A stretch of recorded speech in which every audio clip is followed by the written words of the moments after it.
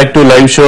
హైదరాబాద్ లో AP CM చంద్రబాబుకు తెలంగాణ పోలీసులను తొలగించి ఏపీ పోలీసులను నియమించుకోవడాన్ని సమర్థిస్తారా అంటే అవును అని చెప్పి 70% మంది ఇప్పటివరకు స్పందిస్తే కాదు అని 30% మంది SMS పంపించారు. ఇవాళ మన చర్చలో పార్టిసిపేట్ చేసే గెస్టులను ఒకసారి పరిచయం చేసుకుందాం. ముందుగా ఎస్ఏ సంపత్ కుమార్ గారు, తెలంగాణ కాంగ్రెస్ ఎమ్మెల్యే, వారు ప్రస్తుతం అలంపూర్ నుంచి ప్రాతినిధ్యం వహిస్తున్నారు.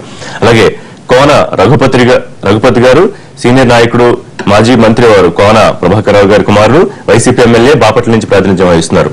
నోముల నరసింహయ్య గారు, మాజీ ఎమ్మెల్యే, టీఆర్ఎస్ నేత, రాజకీయాల్లో ఆయన చాలా సీనియర్ నాయకుడిగా ఉన్నారు. ఇక విశాఖపట్నం నుంచి బండారు సత్యనారాయణమూర్తి గారు, సీనియర్ నాయకులు, టీడీపీ సీనియర్ ఎమ్మెల్యే ఆయన. నమస్కారం అండి సత్యనారాయణమూర్తి గారు. రైట్, నమస్తే అండి, welcome all of you to live show. ముందుగా ప్రస్తుతం జరుగుతున్న పరిస్థితులు ఒకసారి చూస్తే కనుక మొత్తం ఓటుకు నోటు పంచాయతీ అంతా ఢిల్లీకి చేరింది. నిన్న ప్రతిపక్ష పార్టీ అధ్యక్షుడు జగన్మోహన్ రెడ్డి రాష్ట్రపతిని కలిశారు. A1 గా చేర్చాలి మొత్తం వ్యవహారంలో చంద్రబాబు నాయుడిని, ఎందుకంటే కీలక సాక్ష్యాధారాలు ఉన్నాయి కాబట్టి అని విజ్ఞప్తి చేస్తున్నారు. అలాగే గవర్నర్ కూడా వెళ్లారు. ఏడాది పాలనకు సంబంధించి నివేదిక ఇవ్వడానికి అని చెప్పుకొస్తున్నా మొత్తం వ్యవహారం గవర్నర్ చుట్టూనే తిరుగుతోంది కాబట్టి ఆయన పాత్ర చాలా కీలకంగా మారింది. అలాగే ఆంధ్రప్రదేశ్ ముఖ్యమంత్రి అత్యవసర కేబినెట్ సమావేశం తర్వాత ఆయన కూడా ఢిల్లీ చేరుకున్నారు. తెలంగాణ ప్రభుత్వం అనుసరిస్తున్న విధానాలు, ఏసీబీ వ్యవహరిస్తున్న తీరు, దీనికి సంబంధించి ఆయన ఢిల్లీ పెద్దలకు ఫిర్యాదు చేసే అవకాశానికి సంబంధించి కూడా వస్తున్నాయి. ఇక రేపు మాపో ఆయనకి కూడా సమన్లు పంపించడానికి సిద్ధమవుతోందా ఏసీబీ అనే ప్రచారాలు, కథనాలు కూడా జరుగుతున్నాయి. ఎటువంటి పరిస్థితులు దారితీసే అవకాశం ఉంది, దీనికి సంబంధించి చర్చలోకి వెళ్దాం. ముందుగా సంపత్ కుమార్ గారు, తెలంగాణ కాంగ్రెస్ ఈ వ్యవహారాన్ని ఎట్లా చూస్తోంది? మొత్తం ఓటుకు నోటు వ్యవహారం ఇక ముందు అంతర్రాష్ట్ర సమస్య, లేకపోతే రెండు రాష్ట్రాల మధ్య సమస్య, ఇప్పుడు మొత్తం పంచాయతీ ఢిల్లీకి చేరింది, ఏమంటారు? ఈ కాంగ్రెస్ పార్టీ ఎలా చూస్తుందన్నది సబ్జెక్ట్ వైజ్ తెలంగాణ సమాజము ఏ రకంగా భావిస్తుంది అన్నది ఒకటి విషయం. అటువైపు ఆంధ్రప్రదేశ్ రాష్ట్రంలో కూడా గందరగోళం ఉంది కనుక రెండు రాష్ట్రాలకు సంబంధించి తెలుగు ప్రజలు ఏ రకంగా భావిస్తున్నారు? సంపత్ కుమార్ అనుకున్నా, ఇంకోరు అనుకోకపోయినా యావత్ రెండు రాష్ట్రాల ప్రజలు ఇప్పుడు ఏదైతే అసహించుకుంటున్నారండి. బేసికల్లీ రెండు రాష్ట్రాల పంచాయతీ అసలే కాదు, ఇద్దరు నాయకుల మధ్య, ఈ రెండు రాజకీయ పార్టీల మధ్య ఉన్నటువంటి రాజకీయ సమస్య. ఇది రాష్ట్ర ప్రయోజనాలు, రాష్ట్ర భవిష్యత్తుకు సంబంధించినటువంటి సమస్య కాదు, చర్చ కాదు, వివాదము కాదు. రెండు రాజకీయ పార్టీల మధ్య ఉన్నటువంటి వైరానికి సంబంధించినటువంటి సమస్య ఇది. ఇక్కడ ప్రజలకు కానీ అక్కడ ప్రజలకు కానీ సంబంధం కాదు. ప్రభుత్వ పరంగా తెలంగాణ ప్రభుత్వం ఏదైనా నిర్ణయం ఆంధ్రప్రదేశ్ ప్రభుత్వానికి వ్యతిరేకంగా తీసుకున్నా, ఆంధ్రప్రదేశ్ ప్రభుత్వం ఏదైనా తెలంగాణ, ఇప్పుడు కరెంటు సమస్యలు అన్నాం మనం, కృష్ణపట్నం నుంచి వీటి నుంచి మనకు పవర్ రావడం, that is public related issue అవుతుంది. కానీ ఇది ఈయన ఏజెంట్ వచ్చి ఈయన ఎమ్మెల్యేలు కొనడానికి చూసిండు, ఈయన ఎమ్మెల్యే ఈయన అందరూ కలిసి కుట్రబని ఒక కాన్స్పిరసీ, ఒక శాసనసభ్యుడి మీద కాన్స్పిరసీ చేసి పట్టించారు. ఈ రకంగా రెండు రాజకీయ పార్టీలకు సంబంధించిన ఒక దగులుబాజీ వ్యవహారానికి సంబంధించినటువంటి వారిని కప్పిపుచ్చుకోవడానికి రెండు పార్టీలు, ఇద్దరు నాయకులు కూడా రాష్ట్ర సమస్య లేవనెత్తి మళ్ళీ ప్రజల భావోద్వేగాలతో, మనోభావాలతో సెంటిమెంటల్ ఇది క్రియేట్ చేసి లబ్ధి పొందాలని చూస్తున్నారు తప్ప ఇది ముమ్మాటికి రాష్ట్ర ప్రయోజనాలకు సంబంధించింది కాదు. రైట్, సత్యనారాయణమూర్తి గారు మీరేమంటారు? ఇటు అత్యవసర ఏపీ కేబినెట్ సమావేశం 16 జరగాల్సింది నిన్నే జరుపుకుని మొత్తం వ్యవహారమే చర్చించి ఇష్యూని డైవర్ట్ చేసే ప్రయత్నం చేస్తోంది తెలుగుదేశం పార్టీ అనే విమర్శలు వినిపిస్తున్నాయి. ముఖ్యంగా హైదరాబాద్ లో గవర్నర్ అధికారాలకు సంబంధించి కీలకంగా మీరు తీర్మానం చేశారు. ఆ నివేదికతో అధినేత ఢిల్లీకి వెళ్లారు. అయితే ఈ కేసు నుంచి బయటపడడానికి ఢిల్లీ పెద్దల సహాయం తీసుకునే ప్రయత్నం చేస్తున్నారు చంద్రబాబు అని ఇటు టీఆర్ఎస్ కానివ్వండి, లేకపోతే ఇటు ప్రతిపక్ష పార్టీల విమర్శల్ని ఎట్లా చూస్తున్నారు? ఋషి గారు, అత్యవసర క్యాబినెట్ కి ఈ పోల్ ట్యాపింగ్ కి ఏమాత్రం సంబంధం లేదండి. ఇది నేను ఢిల్లీ ప్రయాణం కూడా సంబంధం. ఢిల్లీ ప్రయాణం చైనా బృందంతో వాళ్ళకి ఎప్పుడు అపాయింట్మెంట్ ఫిక్స్ అయింది. వారితో కొన్ని పారిశ్రామికతో చర్చించే పని మీద వారు వెళ్ళడం జరిగింది. రెండోది అత్యవసర క్యాబినెట్ 15-16 తేదీన విశాఖపట్నంలో వారికి అనేక కార్యక్రమాలు ఉన్నాయి. ఇక్కడ వారు వస్తూ ఉన్నారు, అది ముందుగా ఫిక్స్ అయింది. ఈ అన్ని దృష్ట్యా వారు క్యాబినెట్ పెట్టడం జరిగింది. అయితే క్యాబినెట్ లో ఆర్టికల్ 8 ఏదైతే ఉందో దానిపైన పూర్తి సమగ్ర చర్చ జరపాలని చెప్పి కూడా ఈ క్యాబినెట్ ఏదో డైరెక్ట్ ఢిల్లీ వెళ్తున్నారు. ప్రైమ్ మినిస్టర్ గారిని హోమ్ మినిస్టర్ కలుస్తున్నారు కనుక కలిసే ముందు ఈ ఆర్టికల్ మీద డిస్కస్ చేయాలని చెప్పి కూడా క్యాబినెట్ లో కూడా ఒక అత్యవసర సమావేశం కూడా కారణమైందండి. తప్ప ఏదో పోల్ ట్యాపింగ్ మేము భయపడిపోయాం, మేము దాని మీద ఈ చంద్రబాబు నాయుడు గారు రాజశేఖర గారు ఎంక్వైరీ చేసినప్పుడే ఏనాడు జంకలేదు బెంకలేదండి. ఇవాళ కేసీఆర్ ఏముందండి? ఆఫ్టర్ ఆల్ ఈయన ఏదో మమ్మల్ని బెదిరించి బ్లాక్ మెయిల్ చేసే వ్యక్తి మా చంద్రబాబు నాయుడు గారు. దానికోసం ఏదో ఆతృత ఆందోళన చెందాల్సిన అవసరత లేదు. మాకు ఉన్న నమ్మశక్తి మాకుంది, మాకున్న ఆత్మవిశ్వాసం మాకుంది. మా ఆందోళన చెందకుండానే ఎప్పుడు లేని స్థాయిలో చంద్రబాబు మొన్న వాయిస్ తో ప్రసంగం కానివ్వండి, లేకపోతే సవాళ్లు హెచ్చరికలు, ఇద్దరు ముఖ్యమంత్రుల మధ్య జరిగిన వివాదం లేకపోతే సంవాదం ఏమనుకున్నా సరే అది ఏ ఆతృత ఆందోళన లేకుండానే జరిగిందంటారా? అలాగే ముఖ్యంగా 2 తీర్మానాలు, సీఎం ఫోన్ ట్యాప్ చేయడం చట్టవిరుద్ధం అనే తీర్మానం ఒకటి, హైదరాబాద్ లో శాంతి భద్రత అధికారం అత్యవసరంగా గవర్నర్ కి అప్పగించాలి అనే 2 తీర్మానాలకు సంబంధించి పట్టుబట్టే ఆలోచన చేయట్లేదా? ఉందండి. ఇక్కడ కేసీఆర్ చేస్తున్న ఆ నీచపు చర్య తప్పండి.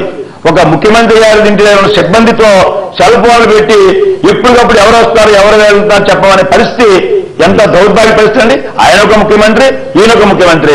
కాకపోతే మేము 10 ఏళ్ళ ఉమ్మడి రాష్ట్రం ఉంది కనుక మేము ఉన్నాం.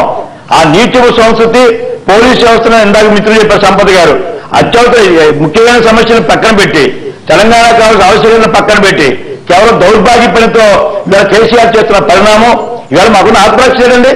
ఆర్టికల్ 8లో ఎందుకు ఇచ్చారండి మాకు పోలీసుని గవర్నర్ పరిధిలో? అక్కడ మా ప్రభుత్వం ఉంటుంది కనుక, మా ప్రభుత్వానికి కొంత రక్షణ కావాలి కనుక, మా నాయకుడికి మా ముఖ్యమంత్రి గారికి కొంత రక్షణ కావాలి కనుక ఆర్టికల్ 8 దుర్వినియోగం చేస్తున్నప్పుడు మెచ్చల సమావేశం పెట్టాల్సిన అవసరం లేదండి.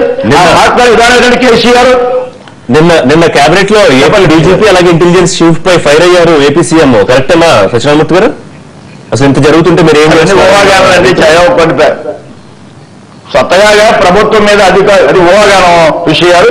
కాకపోతే ప్రభుత్వం మీద అధికారులు అప్పుడు ఒక విజిలెన్సా, పోలీసా, రెవెన్యూ అని కాదండి. ఏదో సమస్య వచ్చినప్పుడు ముఖ్యమంత్రి కాస్త కటుగా మాట్లాడతారు, పని చేయిస్తారు, అవసరమైతే వారితో ట్రాన్స్ఫర్ చేస్తుంటారు. ఇవన్నీ ప్రొటీ అడ్మినిస్ట్రేషన్స్ అండి. డీజీ, ఐజీ అనే సమస్య కాదు.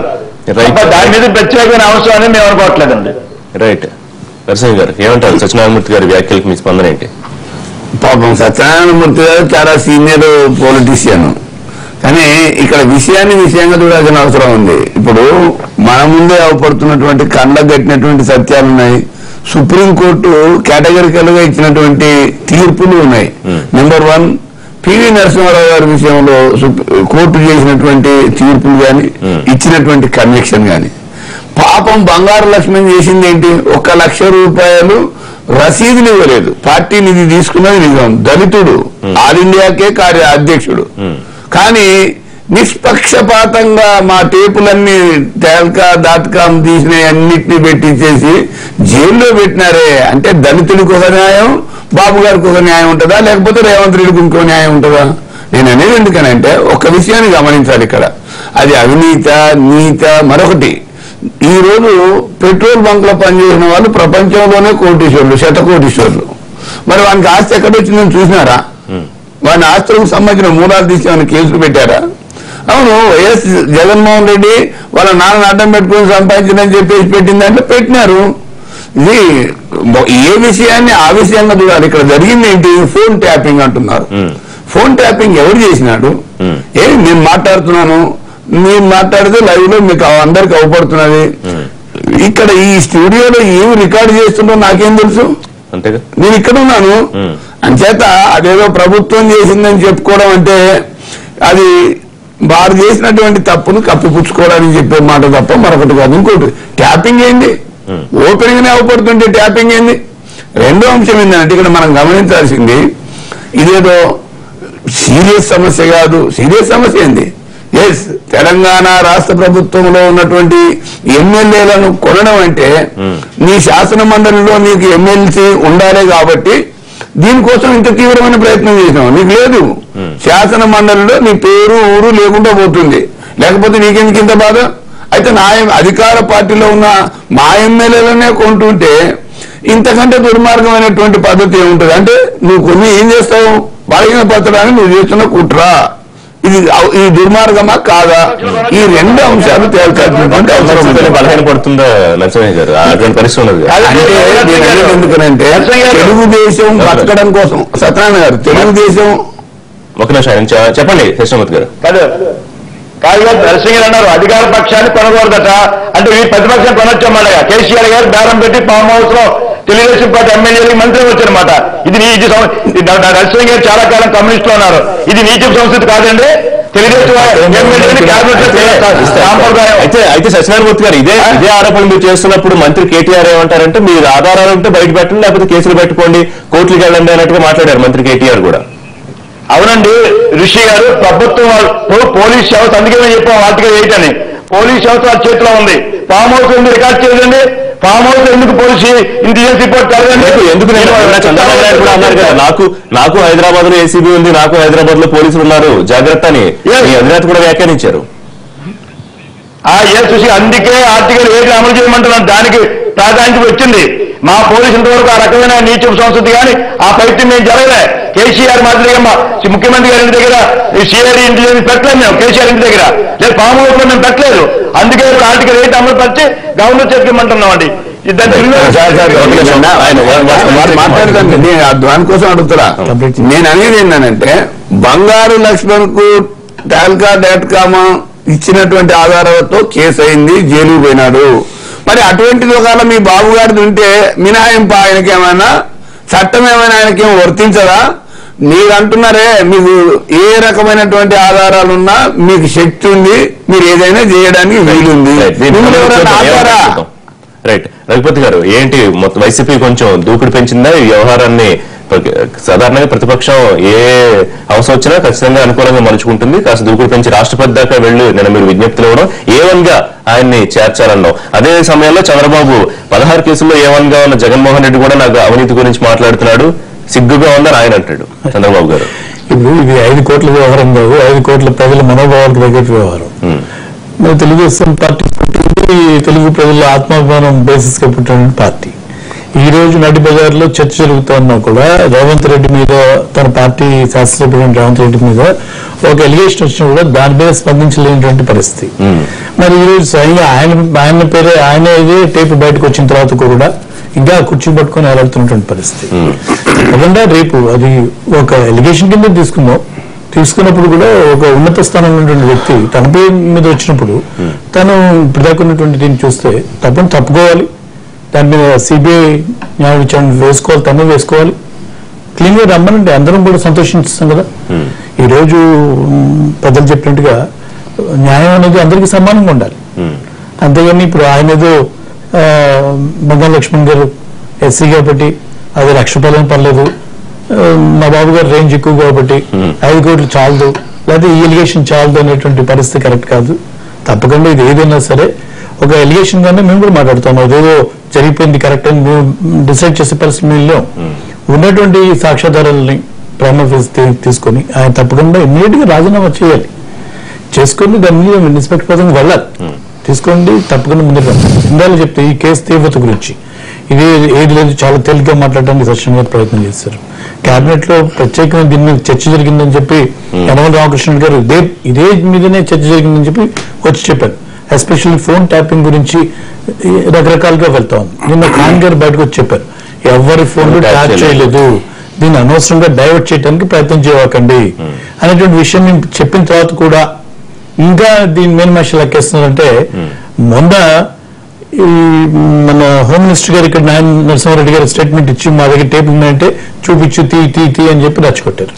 ఇవాళ తీసారు, ఇచ్చిన తర్వాత కూడా ఈ రోజు ఇంకో ట్యాపింగ్ చేశారు పెద్ద నేరం లాగా. అసలు చేసిన దాని గురించి చర్చ లేదు.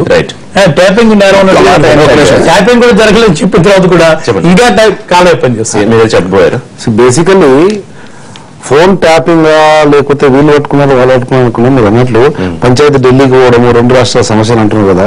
ఏదేమైతేనేమి 2 రాష్ట్రాల ప్రజలు మాత్రము కొడుతున్నారండి. బేసికల్లీ తెలంగాణ రాష్ట్రం వచ్చింది. నేను బేసికలీ ఫ్రమ్ తెలంగాణ కనుక తెలంగాణ రాష్ట్రం తెచ్చుకున్నది నరసింహనగర్ జిల్లాలో ఈరోజు చెప్పుకునేటువంటి 14 సంవత్సరాల ఉద్యమము ఇది అది చెప్తారు. తెలంగాణ రాష్ట్రం వచ్చింది ఇది కాదు, నీచ సంస్కృతిని ముందు తీసుకుపోవడానికి కాదు. ఆయన అక్కడి నుంచి మీ అబ్బ జాగిర అంటే ఇక్కడ నుంచి మీ తాత జాగిర, ఈ రకమైనటువంటి పరిస్థితుల్లో అంటే మీరు ఏమంటారు? ఇప్పుడు 2 రాష్ట్రాల ముఖ్యమంత్రుల మాటలు కూడా దీన్ని రాష్ట్రాల సమస్యగా మార్చి ఒక వైరుధ్యం కల్పించే దిశగా ఉందంటారా? నాకు తెలిసి మీరు మీడియా కూడా రాష్ట్ర సమస్య అదే తీసుకుపోతున్నారు. ఈ what is concern to the public బట్టి అట్లా అనిపిస్తుందా అనే ప్రశ్న వాళ్ళు అనుకుంటున్నారు. వాళ్ళు ఎందుకంటే వాళ్ళు చేసిన తప్పులు కప్పిపుచ్చుకోవడానికి ఇది రాష్ట్ర సమస్యగా ఆయన నమ్మేమన్నా అంటే 5 కోట్ల అరే దొంగపని లంగపని చేస్తుంటే రెడ్ హ్యాండెడ్ గా కనబడుతుంటే నిన్ను పట్టించుకోకపోతే, లేకపోతే రాజ్యాంగము, చట్టము, ధర్మము, న్యాయము అన్న వాటిని చూడకపోతే there is no meaning for వ్యవస్థ.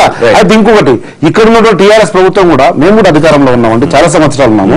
ఎప్పుడు కూడా ప్రభుత్వ వ్యవస్థలను, పోలీసు వ్యవస్థను, ఏసీబీను ఈ రకంగా స్వార్థ ప్రయోజనాలకు వాడుకొని, ఎస్ ఇది ప్యూర్లీ స్వార్థ ప్రయోజనం కొరకు వాడుకున్నట్లు. అంటే మీరు చేస్తున్న ఆరోపణని సమర్థిస్తున్నారా? అంటే ప్రభుత్వం కూడా ఆరోపణ వాళ్ళు చేసిన తప్పు it is already proved. TDP చేసింది తప్పు అనేది ప్రూవ్ అయిపోయింది. కానీ మీరు ఈ రోజు చేస్తే రేవంత్ రెడ్డిని, చంద్రబాబును తూతూ అంటున్నారు, నేను కాదనడంలే. కానీ ఏడాది పోటీ టీఆర్ఎస్ చేస్తున్న వ్యవహారాలను కూడా చీచి అంటున్నారు రాష్ట్ర ప్రజలు. That's what I'm saying. Anyhow ఇటువంటి పరిస్థితి రాకూడదు. ఆ దౌర్భాగ్యమైనటువంటి వాతావరణం రెండు రాష్ట్రాల్లో తెలుగు ప్రజల మధ్యలో ఉండకూడదు.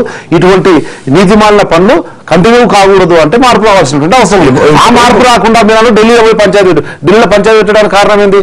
కేసీఆర్ పోయి చంద్రబాబు మీద చెప్పి కాస్త కూస్తో ఢిల్లీకి, బీజేపీకి చంద్రబాబు నాయుడు దూరం చేయాలి, దూరం చేసి దగ్గర అయిపోవాలి, దగ్గర అయిపోయి కవిత అకామిడేట్ చేసుకోవాలి.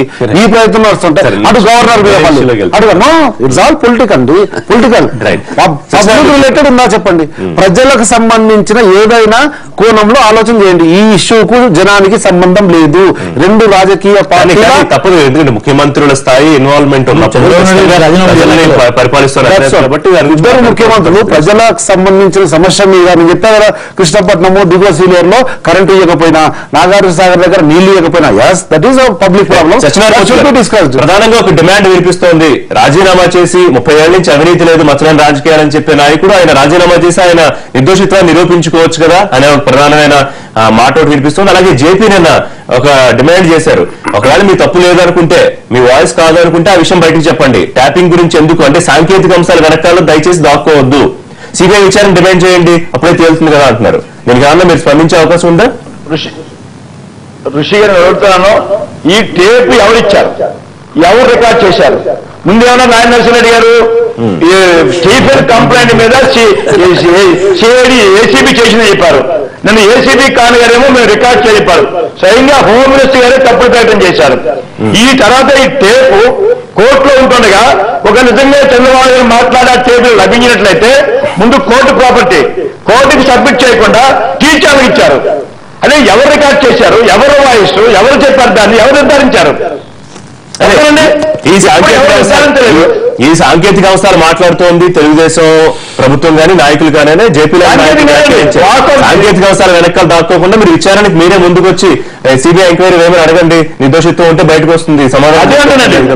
విచారణకి వచ్చే ముందు ఋషి గారు విచారణకు వచ్చే ముందు మేము కేసీఆర్ ప్రభుత్వాన్ని టీఆర్ ప్రభుత్వం డిమాండ్ చేస్తున్నాం. ఎవరు రికార్డ్ చేశారు, ఎవరు రిలీజ్ చేశారు, ఎవరు రిలీజ్ చేశారు చేయకుండా ఎవరిని కంప్లైంట్ చేస్తామండి, ఎవరి మీద ఆరోపణ? టీచర్లు ఎవరిచ్చారు, టీచర్ ఎలా వచ్చింది, అది మా నిర్ధారణ చేయలేదండి. ప్రభుత్వం ఏం చెప్తున్నారు, ఏసీబీ డీజీ కాంగ్రెస్ చెప్పారు మేము రికార్డ్ చేయని. ఇక్కడ ఎవరు రికార్డ్, ఎవరు వాయిస్ ఇది, ఎవరు రికార్డ్ చేశారు? చిన్న విషయం, ఇక్కడ సమస్య ఎక్కడ వస్తుందంటే మీరు చెప్పిన సాంకేతిక అంశాల జోలికి వెళితే కనుక మొదట్లో అవసరం బయటకు రాగానే ప్రభుత్వ ప్రతినిధులు, మంత్రులు అసలు మా అధినేత వాయిస్ ముఖ్యమంత్రి గారిది కాదు అన్నారు. ముఖ్యమంత్రి స్వయంగా మాట్లాడుతూ అసలు నా ఫోన్ ఎలా ట్యాప్ చేస్తారని అడిగితే ఆయన వాయిస్ ఒప్పుకున్నట్లుగా బయటికి ఖచ్చితంగా వెళుతోంది. అంటే సాంకేతికంగా మాట్లాడేటప్పుడు మరి అందరూ ఒక మాట మీద ఉండట్లేదా? లేకపోతే ఇక్కడ తెలంగాణ తెలుగుదేశం ఒక మాట అంటుంది, ఏపీ తెలుగుదేశం ఒక మాట అంటుంది, ప్రభుత్వంలో మంత్రులు ఒక మాట అంటారు, అధికారులు ఒక రకంగా మాట్లాడుతున్నారు. మీ మధ్య ఇన్ని వైరుధ్యాలు ఉన్నప్పుడు సమస్య ఇంకా బయట ఎక్కడుందంటారు? సమస్య ఉందండి. మేము కేవలం స్టీఫెన్ విషయంలో ఫోన్ ట్యాపింగ్ అని మేము అనట్లేదండి. చాలా కాలంగా 120 మంది తెలుగుదేశం పార్టీ నాయకులు, మంత్రులు, అధికారుల తాలూకా ఫోన్ ని కేసీఆర్ ట్యాప్ చేయడం మా దగ్గర న్యాయస్థానాలు ఉన్నాయి. న్యాయస్థానాలలో ఒక మాట మీరు వింటే చెప్తాను, మీరు అనాల్సిందే అంట విచారణ అనేది ఇన్ ప్రోగ్రెస్. ఇదంతా కూడా కోర్టు ముందుకు వెళ్తుంది. ఏం జరిగింది, ఎట్లా అయింది, వాయిస్ ఎవరిది, కానీ కన్నవన దొరికిన దొంగను కాదని. ఇంకొక విషయం మీరు ఒక మాట టీచర్ లా కోర్టు వెళ్తున్నాం. మీరు కోర్టు అంటే టీచర్ లా, అదే కోర్టు అంటే టీచర్ లా. సత్యనారాయణ గారు, మన అధికారం ఉంటే ఒక రకం, అధికారం లేని దగ్గర ఒక రకంగా ఉండకూడదు. మీరు శాసనసభలో జరిగినటువంటి సమావేశాల్లో కావాల్సిన క్లిప్పింగ్స్ ని బయటకు ఎట్లా వచ్చింది లీకేజ్ అని చెప్పండి. మన శాసనసభలో కావాల్సిన అంశాలు బయటకు ఎట్లా వచ్చాయి? అంటే అధికారం ఉండేప్పుడు అధికారం లేని దగ్గర ఒక రకంగా ఉంటావా? గురించి మాట్లాడుతున్నారు రఘుపతి గారు. బేసికల్లీ రిషి గారు ఫుటేజ్ విషయానికి వచ్చినప్పుడు స్టీఫెన్ గారు మాట్లాడింది టీ న్యూస్ కి ఎందుకు వచ్చింది అనేది ఒకటి. సేమ్ అట్లే ఇక్కడ టీఆర్ఎస్ మంత్రివర్యులు కేటీఆర్ గారు ఒక డిఎస్పీని పంపించి వైరా ఎమ్మెల్యే వైఎస్ఆర్సీపీ ఎమ్మెల్యేతో మాట్లాడొచ్చింది. అది ఏబిఎన్ లోనే ఎందుకు వచ్చింది?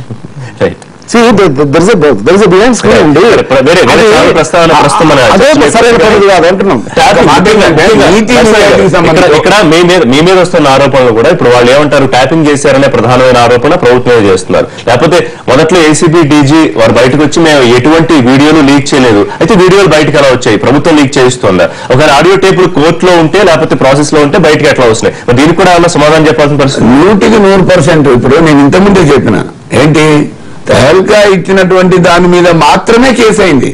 నోబడి అది ఎక్కడ వచ్చింది కాదు, తెహల్కా ఇచ్చినటువంటి దాని మీదనే కేసు అయ్యి అప్పుడున్నటువంటి కేంద్ర ప్రభుత్వం పూర్తి స్థాయిలో విచారణ జరిపి అది ఎవరిచ్చిండ్రు, ఎందుకు ఇచ్చిండ్రు, ఎట్లా ఇచ్చిండ్రు, ముందట రిలీజ్ చేసిండ్రు, వెనకట రిలీజ్ చేసిన అలా కోర్టు. అందుకని దానికోసం ఇక్కడ క్రైటీరియా కాదు, అది ముఖ్యం కానే కాదు. ఒక విషయాన్ని గమనించాలా, మనము దొరికితేనే దొంగ, దొరకకపోతారు అంటే 99 నేరాలు జరుగుతున్నాయి. ఆ నేరాలు ఇప్పుడు ఎంతమంది ఎమ్మెల్యేలు మీరు కొనకుండానే తీసుకెళ్లారా, ప్రలోభ పెట్టకుండా తీసుకెళ్లారా, దొరికితేనే దొంగ అనే విషయం వాళ్ళు కూడా మాట్లాడుతున్నారు. నేను ఒక్కటే చెప్తున్నా, అంటే నువ్వు కన్నంలో దొరికిన దొంగ ఏంటంటే నువ్వు కూడా దొంగ తినే ఉన్నావు కదా అని అంటే సమాధానం అవుతుందా? నేను ఒకటి ఏమంటున్నానంటే ఎల్కే అని రాసింది. ఎప్పుడో ఒకసారి మనం నిజాయితీ గురించి మాట్లాడితే నోట్ల కట్టల మీద ఎల్కే అని రాసి ఉంటే ఆ రోజు ఎల్కే అద్వానీ గారు రిజైన్ చేసినారు. అది కాదు అని తేలిన తర్వాత మళ్ళీ డెంగ్యూ సంబంధించినటువంటిది తీసుకున్నాడు. అందుకని ఆ వాయిస్ అదే అని తెలిసి నా ఫోన్ ట్యాపింగ్ అని చెప్పేసి నీ ఫోన్ ఏది పెడితే అదే చేస్తావా? ట్యాపింగే అనుకున్నాము, ట్యాపింగ్ కాదని చెప్పేసి అక్కడ నీకు ఉన్నటువంటి పోలీసు అధికారులు చెప్తుంటే పోలీసుల మీద గుర్రు అన్నట్టు, పోలీసులు ఏదో ఈయన కావాలండాల్సినటువంటి దాని గురించి చెప్పినట్టు, పోలీసులు ఈయనకు మొత్తం ప్రతిదీ అన్ని ఈయనకు చెప్పి చేస్తున్నట్టు, వీళ్ళకి ఎప్పటికెప్పుడు పోలీసు డైరెక్షన్స్ ఇచ్చుండాలని చెప్పేసే పద్ధతి అయితే ఇంతకంటే దుర్మార్గం అయింది. అందుకని నీవు నిజాయితీ నిరూపించుకోవాలంటే నీది వాయిస్ అనేది ఒప్పుకున్నావు, ఇండైరెక్ట్ గా ఒప్పుకున్నట్టుగా. ఫోన్ ట్యాపింగ్ అంటే ఇండైరెక్ట్ వాయిస్ అని ఒప్పుకున్నావు, వాయిస్ అని ఒప్పుకున్న దాని గురించి ఏంటో చెప్పు. బ్రేక్ తీసుకున్నాం, బ్రేక్ తర్వాత మరింత చర్చ చూద్దాం. టెలికాం శాఖ మంత్రి రవిశంకర్ అంటున్నారు బాబు ట్యాపింగ్ సంబంధించి విచారణ జరగాలి అని. ఒక పక్కన ట్యాపింగ్ అంశాన్ని తెలుగుదేశం ప్రభుత్వం ప్రధానంగా తీసుకెళ్తుంది, అలాగే గవర్నర్ అధికారాలు హైదరాబాద్ సంబంధించి శాంతి భద్రత మీద గవర్నర్ అధికారాలన్న ఇష్యూని, రెండు ఇష్యూస్ ని ఫోర్ ఫ్రంట్ లో పెట్టి తెలుగుదేశం పార్టీ ఈ విషయంలో ముందుకెళ్లే ప్రయత్నం చేస్తుందనే ఆరోపణలు వస్తున్నాయి. ఈ చర్చను బ్రేక్ తర్వాత